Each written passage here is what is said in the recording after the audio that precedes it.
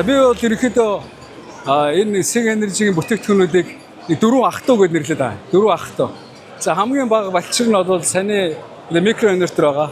Хоёр дахь нь TP2 инвертер байна. Гурав дахь нь Sizen Store систем. Дөрөв дэх нь болохоор тэр Sizen Stack буюу одоо үйлдвэрлэлийн Big Brother буюу том ах. Тэгэж бол би ангилж байгаа. За энэ болохоор хоёр дахь ууган хүү одоо бүтээгдэхүүн гэж хэлж болно. Одоо яг Sizen Store-ыг бодох юм бол 3 кВт-аас 12 кВт хүртэл 220 болон 380 хэрэглээнд тохирсон арай одоо бага чадлын инвертерүүд байгаа. Ерөнхийд нь дүгнээд хэлэхэд бол Sizen Store-оор байдаг бүхий л функцүүд, чадамжууд нь бол энэхүү системд байгаа.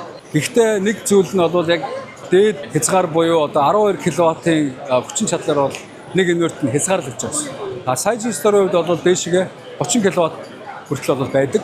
Нэг юм одоо фул багцсандаа байдаг гэсэн. Мөн энэ системийг яг Sizen Store-тай адилхан олон тавьж өгөх боломжтой байдгаар бас давуу талтай. За энэ дээр мөн харагдчихээн. Үндсэн манай Sizen Store систем дээр хэрэгэлдэг нэг угсардаг батарейнууд байгаа. За батарей бол 5 кВт цаг, 6 кВт цаг, 8 кВт цаг, 10 кВт цаг хүртэл байгаа. За энэ дөрвөн төрлийн батарейнаас хооронд нь одоо Lego байдлаар угсраад дээрээс нь батарей контроллер буюу одоо яг энэ хэсгийг бол толгоон хэсгийг дээр нь суулгаад энэ маань яг энэ TP2 инвертерлөгөө холбогдоод бас мөн одоо хоршуулан ажиллах боломжтойгоор давуу талтай.